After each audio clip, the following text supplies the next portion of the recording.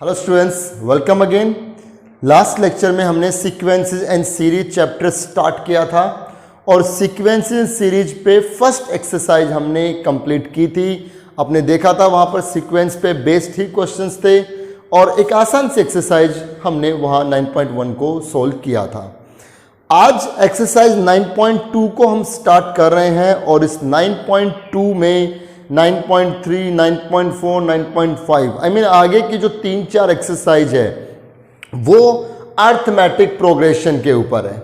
अब इस चैप्टर में दो प्रोग्रेशन हमें पढ़ने हैं, अर्थमेटिक प्रोग्रेशन और एक geometric progression, AP and GP. एक जो हाफ रहेगा वो एपी का रहेगा और जो सेकंड हाफ रहेगा वो जीपी का रहेगा, ज्योमेट्रिक प्रोग्रेशन का रहेगा। तो अर्थमेटिक प्रोग्रेशन के बारे में आपने 10th क्लास में भी पढ़ा हुआ है कि कौन सी सीक्वेंस को, कौन से प्रोग्रेशन को हम अर्थमेटिक प्रोग्रेशन नाम देंगे, एपी नाम देंगे, जब उनमें टर्म्स के बीच का गैप, डिफरेंस सेम हो तो वो अर्थमेटिक प्रोग्रेशंस कहलाती है। लाइक 2, 4, 6, 8 सो ऑन, ये एक अर्थमेटिक प्रोग्रेशन है। आप देख रहे हो डिफरेंस 2 का डिफरेंस है।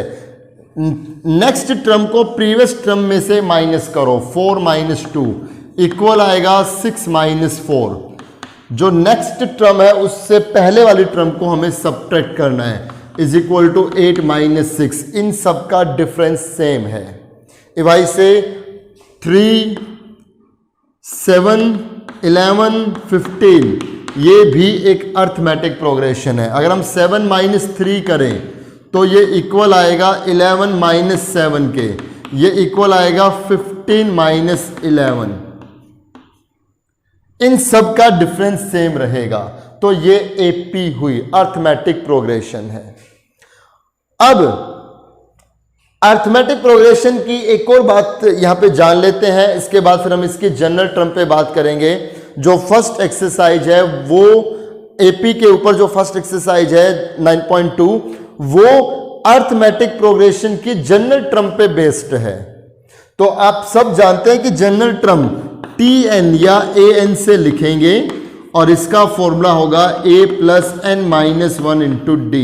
10th क्लास में भी हम सब ने डिस्कस किया हुआ है, a + n - 1 × d, जहां पे a क्या है, a is the first term, a is the first term, उस प्रोग्रेशन की फर्स्ट टर्म है a। n क्या है, नंबर ऑफ टर्म, जो टर्म हमें निकालनी है सॉरी, नंबर ऑफ टर्म, जो टर्म हमें निकालनी है वो। And d is common difference, जो उनके बीच डिफरेंस है, उन दो टर्म्स के बीच जो डिफरेंस है वो d हो गया, कॉमन डिफरेंस। ठीक है, ये सब हमने बातें पहले पढ़ी हुई है।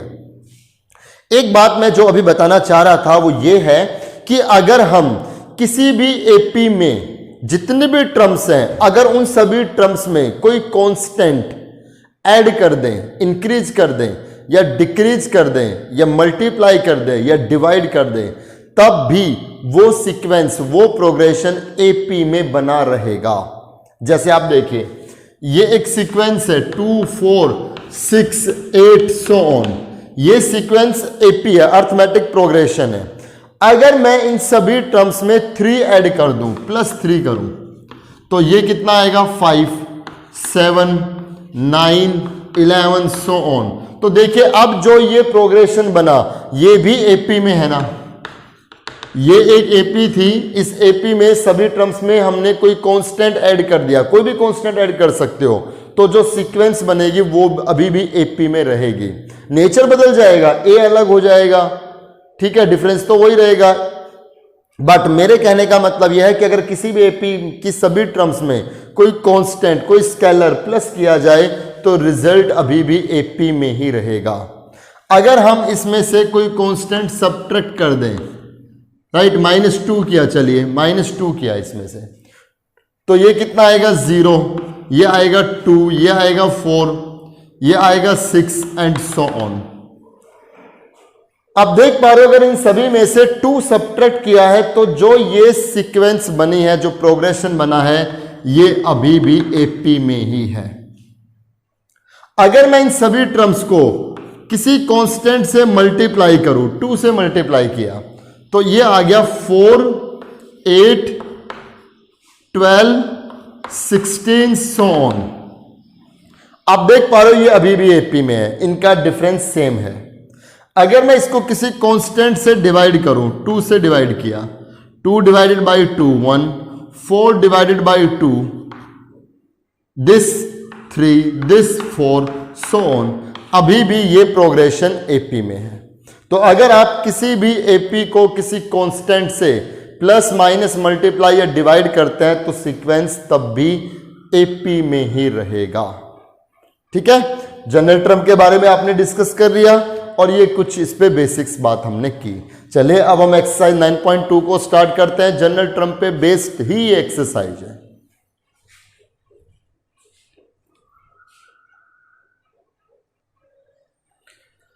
देखिए बच्चे, क्वेश्चन नंबर फर्स्ट में आते हैं। आपने जितने भी ये क्वेश्चंस हम करा रहे हैं इस चैप्टर में अर्थमेटिक प्रोग्रेशन से रिलेटेड, आपने इस टाइप के क्वेश्चंस पहले भी किए हुए हैं। 10th क्लास में आपने ये सब क्वेश्चंस बच्चे ऑलरेडी किए हुए हैं। तो चलिए, आपको इतनी परेशानी नहीं आएगी इस चैप्टर को पढ़ने में। फर्स्ट क्वेश्चन है, फर्स्ट का फर्स्ट पार्ट है। आपको एक प्रोग्रेशन दिया गया है 7 2 -3 -8 सो ऑन। हमें बताना है कि ये एपी में है या नहीं है। I mean, इसने तो लिख ही रखा है क्या कि शो दैट, बताना है, इसको प्रूव करना है कि ये एक एपी है। फाइंड इट्स जनरल टर्म, और फिर इसकी जनरल टर्म भी निकालनी है। तो आप कैसे बताओगे कि ये एपी है? नेक्स्ट टर्म को प्रीवियस टर्म से सब्ट्रैक्ट कीजिए। 2 -7 ऐसे, -3 -2 ऐसे, -8 -3 तो +3। सभी से जो डिफरेंस आ रहा है वो -5 का है।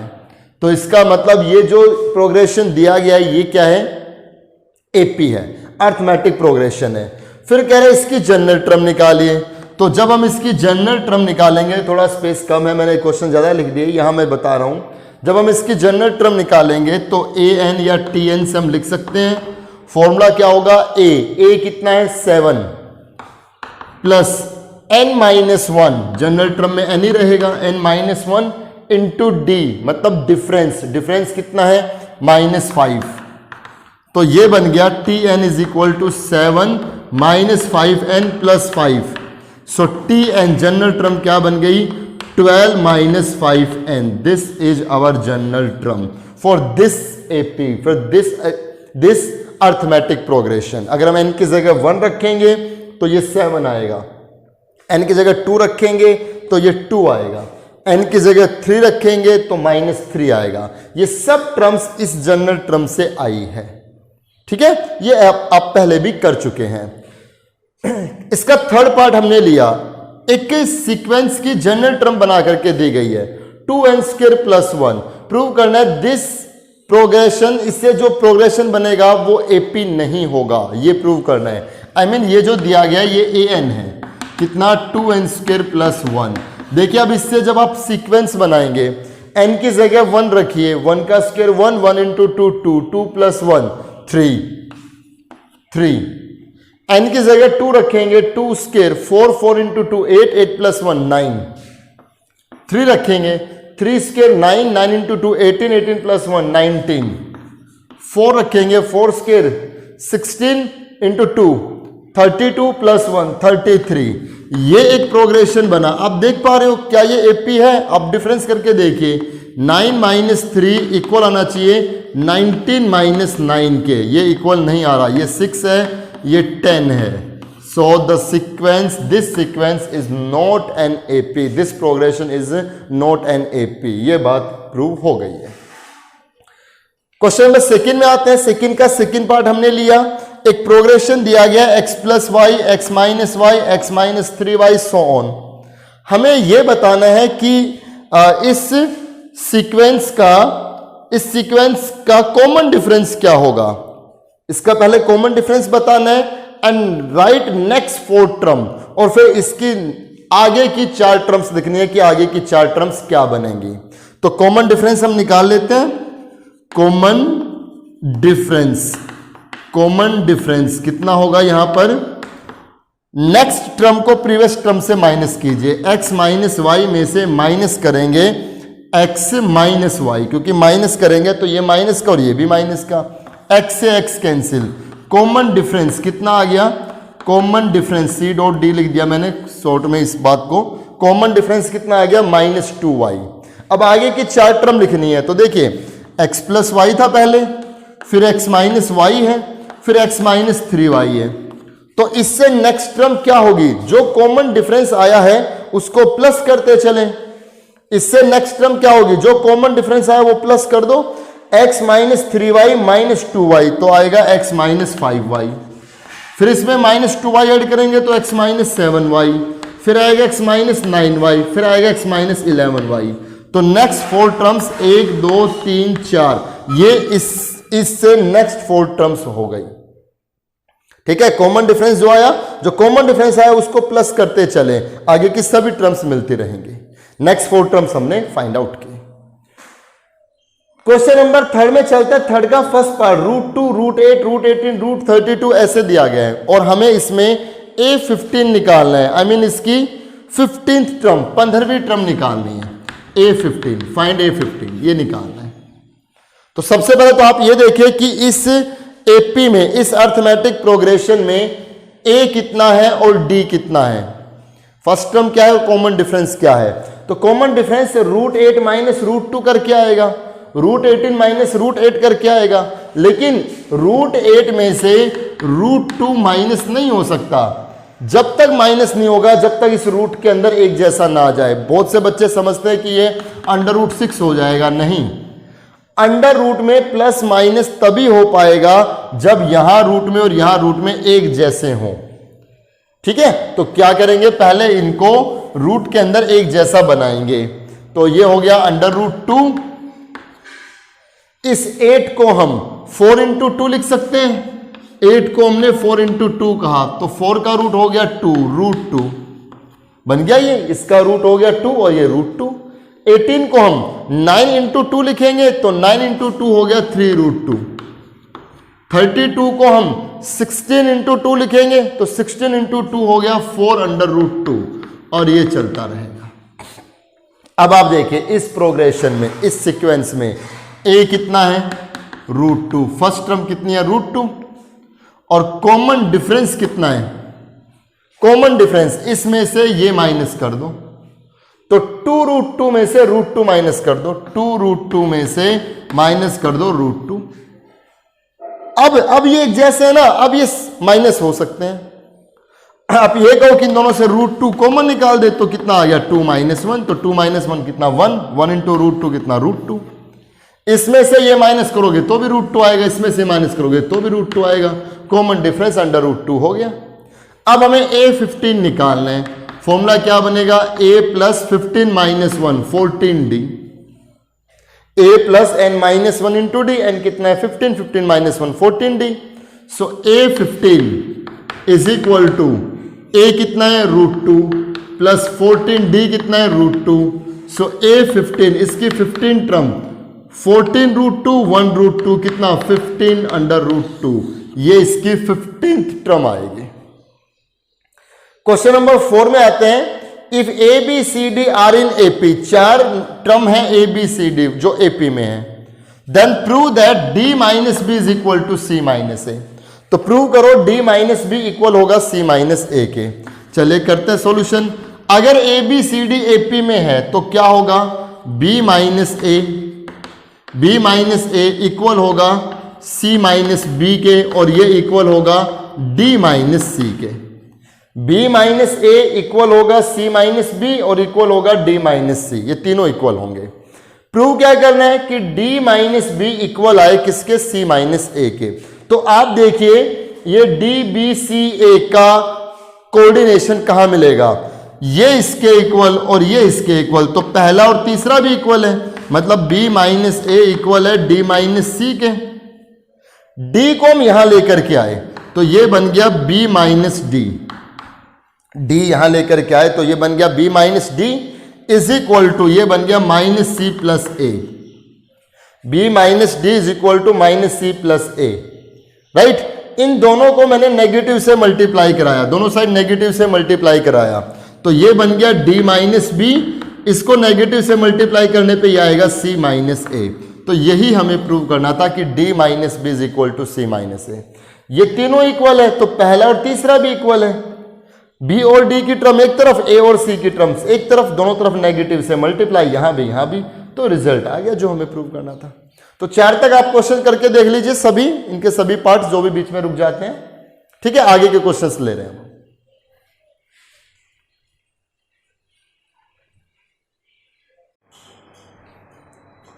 क्वेश्चन नंबर 6 में आते हैं। हमें एक एपी दी गई है -1, 5, 11, 17 सो ऑन। हमें इस एपी में A18 और A23 फाइंड आउट करना है। आई मीन इस एपी की 18th और 23rd टर्म हमें फाइंड आउट करनी है। तो आप देखिए इस एपी में जो A है फर्स्ट टर्म -1 है, और जो डिफरेंस है दिस माइनस दिस, तो ये 6 हो जाएगा। 5 माइनस -1 6 हो जाएगा, ये 6 रहेगा, ये भी 6 रहेगा। अब आप A18 इजी से निकाल सकते हैं, कितना आएगा A प्लस 17D। A कितना है -1 प्लस 17D कितना है 6, तो ये हो गया -1 प्लस इसको इससे मल्टीप्लाई 102 आएगा, और रिजल्ट आ गया 101। ठीक है, इजीली आप कर सकते हैं। ऐसे ही 23rd टर्म भी आप निकाल सकते हैं। क्वेश्चन नंबर 7 में आते हैं, और क्वेश्चन नंबर 7 का थर्ड पार्ट हमने लिया, जो एक काफी इंपॉर्टेंट क्वेश्चन है। इसके थर्ड पार्ट में स्टेटमेंट है which term of this sequence is first negative term. बताओ इस सीक्वेंस की कौन सी टर्म सबसे पहले नेगेटिव रिजल्ट देगी। आप अगर इस सीक्वेंस को देखें तो लगातार देखिए वैल्यू कम होती जा रही है। 20 से 19 1/4, फिर 18 1/2, 17 3/4, लगातार वैल्यू कम होती जा रही है। तो एक समय ऐसा आएगा कि वैल्यू कम होते होते नेगेटिव में वैल्यू आनी स्टार्ट हो जाएगी। तो जो नेगेटिव वैल्यू आएगी, जो नेगेटिव रिजल्ट आएगा, वो कौन सी टर्म होगी। ये नहीं पूछ रहा कि वो कितना होगा, कौन सी टर्म होगी। Which term of this is first negative term, right. तो अगर मैं देखूं इसके सॉल्यूशन पे बात करूं, ए हो गया 20, फर्स्ट टर्म 20 है। डिफरेंस अगर मैं निकालूं, इसमें से ये माइनस करो तो ये 77/4 हो गया। सोल्व करेंगे तब 77/4 माइनस 20, सो डिफरेंस यहां पर आ गया, ए हो गया 20 और डिफरेंस यहां पर आ गया 4 एलसीएम -3/4, क्योंकि ये हो जाएगा 80, 77 माइनस 80 -3/4, ये डिफरेंस आ गया। अब हमने अपनी तरफ से कंसीडर किया कि इसकी जो nth टर्म है, tn या an से लिख सकते हैं, वो इसकी फर्स्ट नेगेटिव टर्म है। तो नेगेटिव टर्म होने का मतलब उसका जो रिजल्ट है वो लेस देन 0 है। कोई भी चीज अगर लेस देन 0 है तो इसका मतलब वो नेगेटिव है। तो मैंने कंसीडर किया इसकी जो nth टर्म है वो नेगेटिव है, फर्स्ट नेगेटिव टर्म है। सो tn लेस देन 0, ये हमने लिख दिया।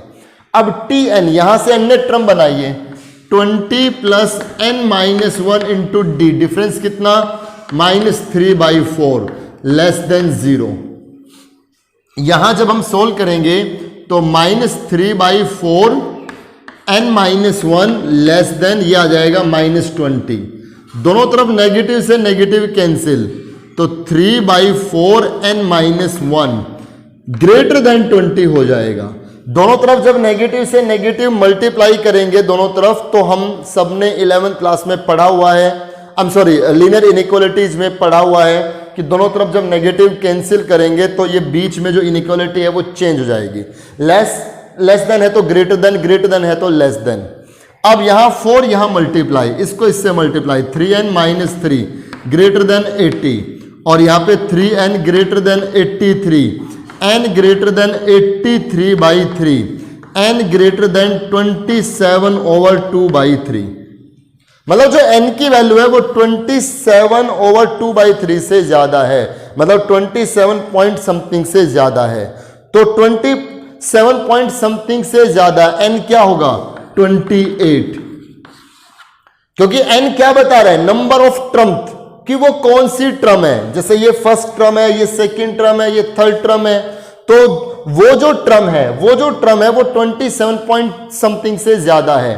तो इसका मतलब 27 पॉइंट समथिंग से ज्यादा, 27 टर्म, 27 से नेक्स्ट टर्म कौन सी है, 28। तो इसकी जो 28 टर्म आएगी उसका रिजल्ट नेगेटिव होगा। ये क्वेश्चन नंबर 7 में हमने डिस्कस किया। कुछ और क्वेश्चंस देखते हैं आगे के, तब तक आप ये क्वेश्चंस करें।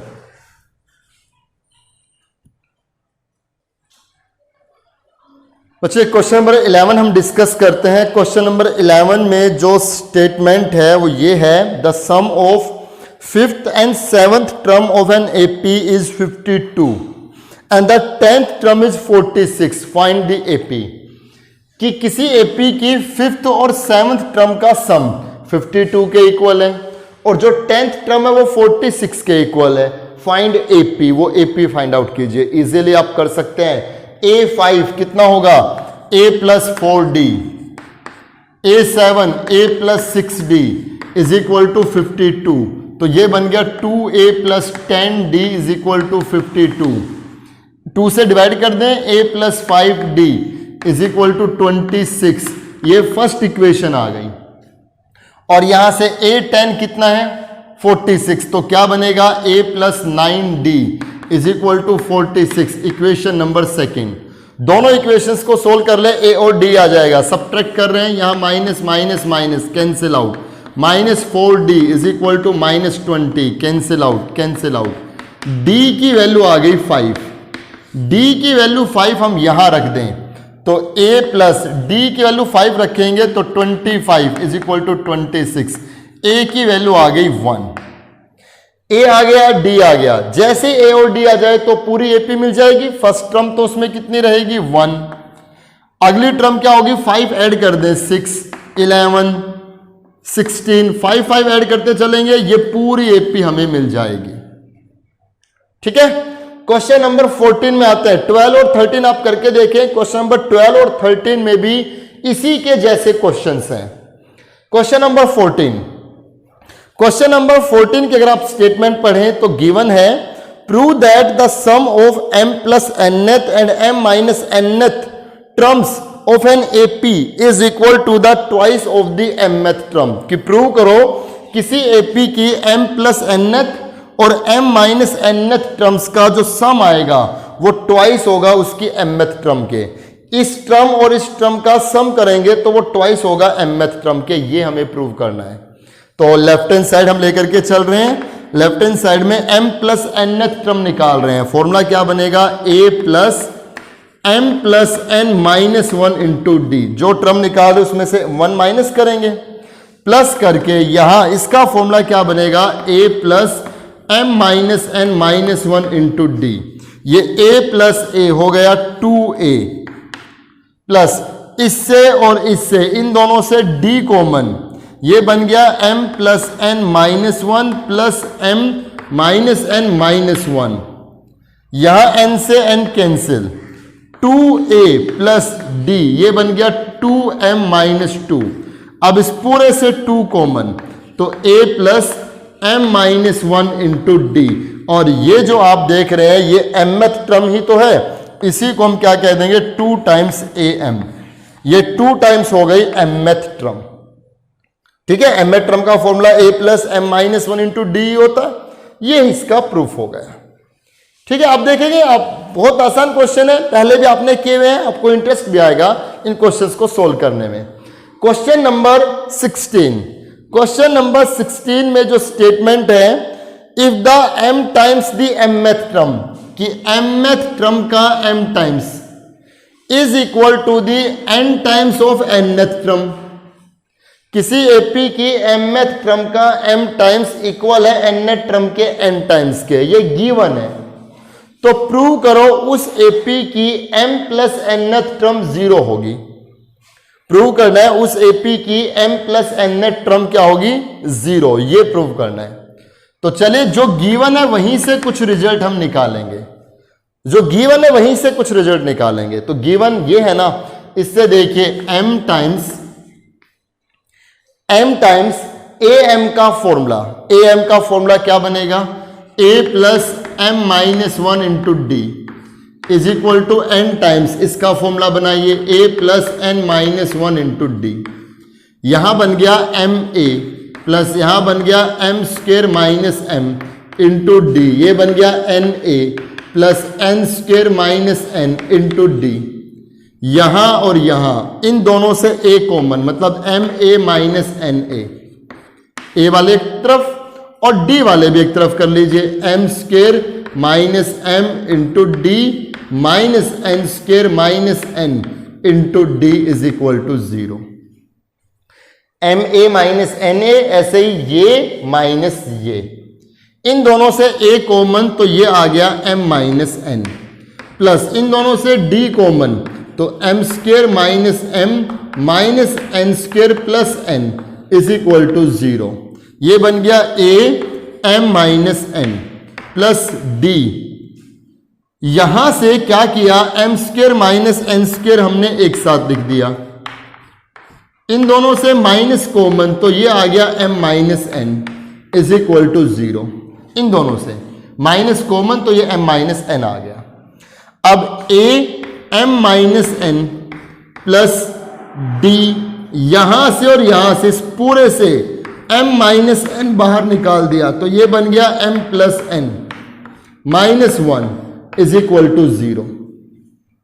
अब इस कंप्लीट को m माइनस एन से डिवाइड कर दे, यहां भी m माइनस एन है, यहां भी n माइनस एन है। यहां m प्लस एन क्यों आया ये आपको समझ में आ गया होगा। ए स्क्वेयर माइनस बी स्क्वेयर की आइडेंटिटी लगाई, एक बार इन दोनों का माइनस एक बार इन दोनों का प्लस, तो माइनस वाला बाहर आ गया प्लस वाला रह गया।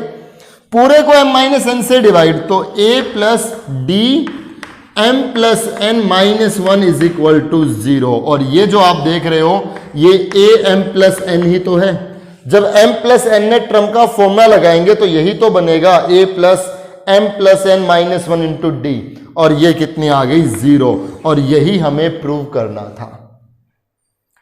ऐसे क्वेश्चंस बहुत इंपॉर्टेंट है, जो ऐसे क्वेश्चंस दिए गए होते ना कि एक रिजल्ट दिया गया होगा दूसरा प्रूव करना होगा, ऐसे क्वेश्चन इस एक्सरसाइज के आप एक भी ना छोड़े, सारे क्वेश्चन करके देखें और एग्जांपल्स भी देखें इस टाइप के। ये इंपॉर्टेंट एग्जांपल्स हैं, इंपॉर्टेंट क्वेश्चंस हैं। ऐसे एक चीज गिवन होगी दूसरी प्रूव करनी होगी, तो जो गिवन है वहां से रिजल्ट निकाल करके लाओ, अपने आप प्रूव हो जाएगा।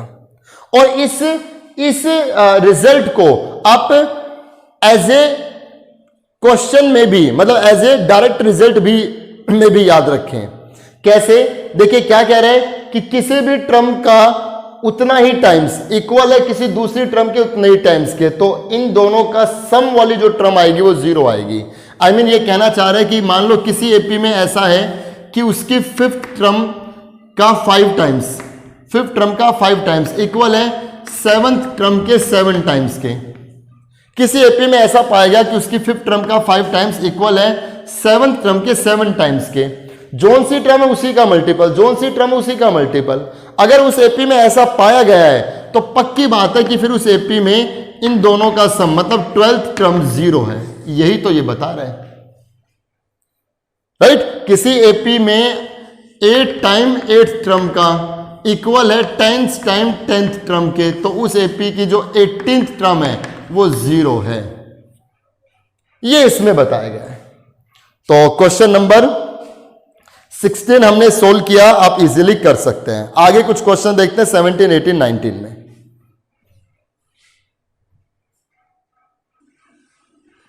क्वेश्चन नंबर 18 पे अगर हम बात करें, स्टेटमेंट है फॉर द एपी, कोई एपी है A1 A2 A3 चलती जा रही है ऐसे, और उस एपी में A4/A7 मतलब इसकी 4 टर्म और 7 टर्म का जो रेशियो है 2/3 है, 2:3 है। तो A6 और A8 का रेशियो निकालना है, मतलब A6/A8 हमें फाइंड आउट करना है। तो चलिए, अभी हमने बात डिस्कस की थी कि जो गिवन है वहीं से कुछ आएगा।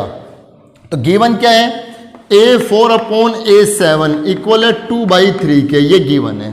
क्रॉस मल्टीप्लाई कर दें, 2A7 is equal to 3A4। 2 times A7 का formula A plus 6D, 3 times ये बनेगा A प्लस 3D, यहां बन गया 2A plus 12D is equal to 3A plus 9D।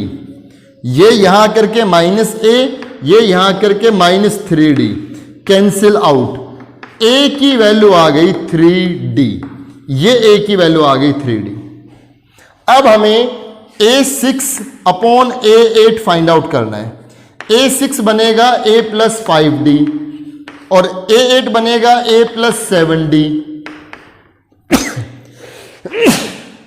Sorry, a की जगह 3d रख दें, 3d + 8d, 5d, sorry 3d + 5d, ये 3d + 7d, ये बन गया 8d डिवाइडेड बाय ये बन गया 10d, d से d कैंसिल, ये आ गया 4/5। तो ये जो रिजल्ट आया वो कितना आ गया 4/5, ये a6/a8 आ गया। क्वेश्चन नंबर 21 में चलते हैं। 19 और 20 आप करके देखें, आसान से क्वेश्चन है। 21 में mth टर्म कह रहे किसी एपी की जो mth टर्म है वो 1/n है और उस एपी की जो nth टर्म है वो 1/m है। mth टर्म 1/n है और nth टर्म 1/m है। तो बताइए उस एपी की mnth टर्म क्या होगी। तो कीजिए mth टर्म का फॉर्मूला लगाओ, a + m - 1 × d = 1/n। यहां से ये हो गया, n को यहां मल्टीप्लाई कीजिए, na + n यहां भी मल्टीप्लाई, mn - n × d = 1। ये फर्स्ट इक्वेशन आ गई यहां से। अब अगर मैं यहां पे फॉर्मूला बनाऊं तो ये बनेगा a + n - 1 × d = 1/m, cross multiply करूं तो ये आ जाएगा ma + m यहां मल्टीप्लाई, mn - m × d = 1। जो गिवन है, देखो गिवन ये है ना, इन गिवन से हमने इक्वेशंस फाइंड आउट कर ली और अब हमें mn टर्म निकालनी है। इसको सब्ट्रैक्ट कीजिए, माइनस माइनस माइनस, दोनों से a कॉमन तो ये आएगा n - m, इन दोनों से d कॉमन तो ये mn - n - mn + m = 1 - 1 हो गया 0, mn से mn cancel, so a n - m plus d, ये आ जाएगा m - n = 0, राइट। इसको यहां लेकर के गए हम, a n - m = -d m - n, इससे नेगेटिव बाहर निकाल दिया तो ये m - n ही हो गया, -d m - n, m - n से m - n कैंसिल, माइनस से माइनस कैंसिल, तो हम देख पा रहे हैं a = d, a की वैल्यू d के इक्वल होगी। तो a की जगह d, इन दोनों में से किसी भी इक्वेशन में हम रख दें, a की जगह d रख दें, a की जगह d हम यहां रखेंगे तो ये हो गया nd, ये हो गया m n d, मल्टीप्लाई किया mnd, -nd = 1, nd से nd कैंसिल, mnd = 1, d की वैल्यू आ गई 1/mn, और जो d की वैल्यू है वही a की वैल्यू है क्योंकि a और d इक्वल है। अब हमें mn टर्म निकालनी है, तो mn टर्म का formula a + mn - 1 × d, a की जगह हम d रख देंगे तो ये बनेगा d प्लस ये बनेगा mnd - d, d से d कैंसिल, ये बन गया mn × d, d की जगह 1/mn, mn से mn कैंसिल, तो इसकी mn टर्म कितनी आई 1, इसकी mn टर्म 1 आई। यहां से एक इक्वेशन बन गई, यहां से एक इक्वेशन बन गई, दोनों इक्वेशन को सब्ट्रैक्ट किया तो रिजल्ट ये आ गया, d की टर्म और a की टर्म दोनों को हमने अपोजिट साइड किया, दोनों को से नेगेटिव बाहर, ये कैंसिल, m - n भी कैंसिल, a = d। a की जगह जब हम d रखेंगे इन दोनों में से किसी में भी तो हमें d का रिजल्ट मिलेगा, और जो d है वही a है। और अब हम mn टर्म का फॉर्मूला लगा करके सोल्व करेंगे, और यहां से जैसे पीछे क्वेश्चन में था यहां से भी एक रिजल्ट क्लियर हो रहा है। देखिए जो mn टर्म है वो 1/n है और जो n टर्म है वो 1/m है, तो mn टर्म 1 आई। मान लीजिए किसी एपी में ये कहे कि किसी एपी की जो 7th टर्म है, किसी एपी की जो 7th टर्म है वो 1/8 है और जो 8th टर्म है वो 1/7 है। उल्टा हो रहा है ना, 7th टर्म तो इसका 1/8 है और जो 8th टर्म है वो 1/7 है, ऐसा ही हो रहा है ना। तो क्वेश्चन क्या कह रहा है कि इस एपी की mn इनकी मल्टीप्लाई 56 टर्म 1 होगी, ये श्योर है। ठीक है, मान लीजिए कह दे किसी एपी की जो 10th टर्म है वो 1/5 है और जो 5th टर्म है वो 1/10 है, तो उस एपी की 50th टर्म दोनों की मल्टीप्लाई 50वीं टर्म 1 होगी, ये श्योर है। ठीक है, तो बस आज के लेक्चर में इतना ही रखेंगे। क्वेश्चन नंबर 22 और करके देखें आप।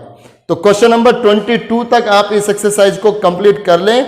मिलेंगे नेक्स्ट लेक्चर में, तब हम इस एक्सरसाइज को कंप्लीट करेंगे और आगे की जो एक्सरसाइज है sum of n terms in an AP, उसकी भी शुरुआत करेंगे, उसके फॉर्मूले हम डिस्कस करेंगे। तब तक आप ये एक्सरसाइज अच्छे से करें, इसके बेस्ड एग्जांपल्स भी करते रहें। Thank you very much.